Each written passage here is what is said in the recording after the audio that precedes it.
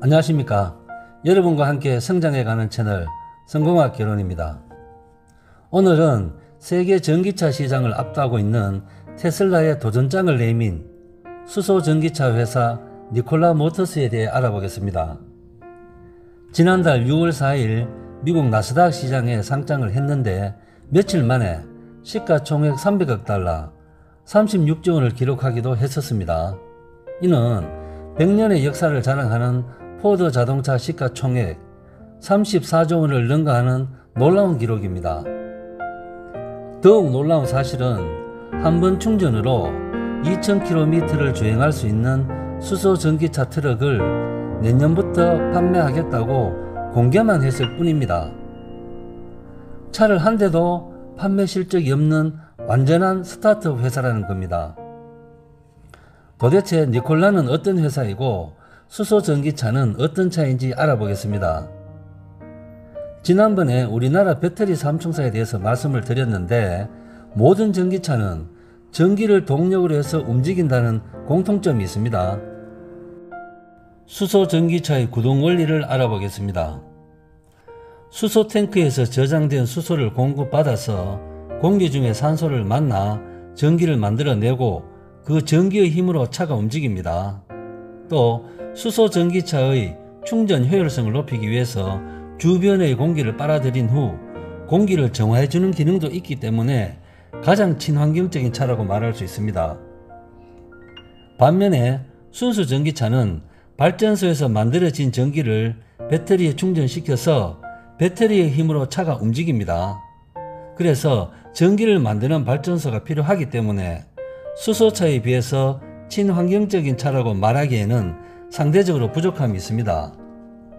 그래서 영국의 한 에너지 회사는 태양광 발전이나 풍력 발전소에서 필요 이상의 수소가 발생하는데 이를 저장해 두었다가 전기차 충전소에서 공급할 수 있는 시스템을 개발 중에 있다고 합니다. 수소차는 수소를 압축해서 저장할 수 있는 수소 탱크가 필요하기 때문에 공간이 필요합니다. 그래서 공간이 좁은 승용차보다는 공간이 넓은 버스, 트럭과 같은 상용차 시장에 적합하다고 할 수 있습니다. 그래서 테슬라도 공략하지 못한 상용차 시장을 니콜라가 공략한다고 하니까 투자자 기대 심리가 주가 상승의 원인이었습니다. 또 수소 전기차는 수소를 충전할 수 있는 충전소가 필요한데 충전소 한 곳을 설치하는데 약 30억 원이 필요하다고 합니다.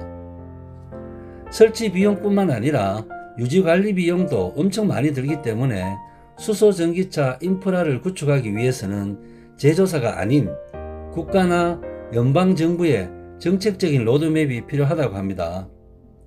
실제로 미국 캘리포니아의 경우 지금 현재 45곳의 수소 충전소를 운영 중인데 2030년까지 연방정부와 제조사가 협력해서 1000개 정도의 충전소를 구축할 계획이라고 합니다. 반면에 순수 전기차는 설치 비용도 적게 들고 누구나 안전하고 쉽게 충전할 수 있다는 장점이 있습니다. 그리고 아파트 주차장까지 충전소가 설치되어 있기 때문에 인프라가 폭넓게 구축되어 있다는 점이 가장 큰 장점입니다. 반대로 충전 시간이 수소차와는 비교가 안 될 정도로 너무 오래 걸리고 짧은 주행거리도 단점입니다. LG화학, 삼성 SDI에서 배터리 기술이 꾸준히 발전하고 있으니까 빠른 시간 안에 충전 시간은 줄어들고 주행거리는 늘어나게 될 가능성이 매우 높은 것 같습니다. 수소차는 수소와 전기가 만났을 때 촉매제가 있어야 전기가 발생을 합니다. 촉매제로 사용하는 필라디움, 세륨, 백금은 매장량의 한계도 있고 가격도 비싸다고 합니다. 그래서 지금 촉매제를 대신할 세라믹 코팅제를 개발 중에 있다고 합니다. 남아프리카 공화국의 한 채굴 회사에서는 수소 연료전지와 리튬 이온 배터리를 복합 사용하는 새로운 개념의 트럭을 개발 중이라고도 합니다. 그리고 니콜라 모터스에 투자해서 대박이 난 우리나라 회사가 있는데 한화그룹입니다.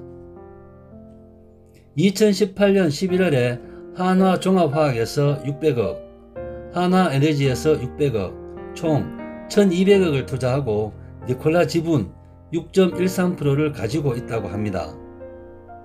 투자한 지 2년이 채 지나지 않았는데 16배인 약 2조가 되었다는 겁니다.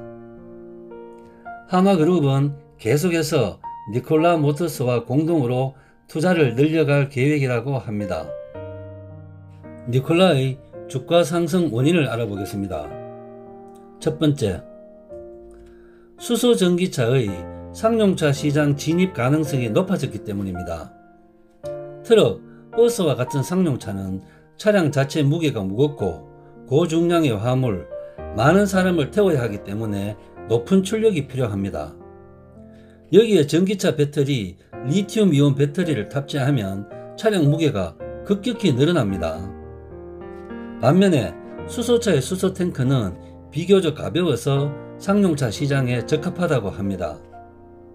두 번째, 한 번 충전으로 2000km를 주행할 수 있다는 장점이 넓은 땅을 가진 미국의 지역적인 특성에도 적합하다고 할 수 있습니다. 세 번째, 테슬라도 공략하지 못한 상용차 시장을 니콜라가 공략할 수 있다는 투자자의 기대 심리가 폭발적인 주가 상승을 이끌었다고 볼 수 있습니다. 네 번째, 우리나라 가정에서는 승용차를 많이 가지고 있는데 미국 가정에서는 픽업 트럭을 많이 가지고 있습니다. 미국에서 가장 많이 팔리는 픽업 트럭은 포드에서 나오는 F-150이라는 차입니다. 니콜라의 트레버 밀턴 최고 경영자는 F-150을 넘어서는 것이 목표라고 이야기했었습니다. 그래서 픽업 트럭을 많이 사용하는 미국인들의 생활 문화도 니콜라의 폭발적인 주가 상승에 기여를 했다고 생각합니다. 다섯 번째, 우리나라와 마찬가지로 미국도 코로나 때문에 많은 돈이 풀려서 유동성이 높아져 있습니다. 시장에 풀린 돈이 주식시장으로 몰리는데 때마침 니콜라라는 매력적인 회사가 있었고 주가가 상승했다고 생각을 합니다. 그리고 가장 적절한 타이밍에 상장을 한 니콜라의 전략이 있었다고 생각합니다. 이상 수소전기차에 대해서 간단히 살펴보았습니다. 여러분과 함께 성장해가는 채널 성공학개론, 오늘의 핫 포인트입니다. 수소전기차이든 순수전기차이든 전기차 시장은 2, 3년 후면 가장 매력적인 먹거리 시장이라는 점은 분명해 보입니다.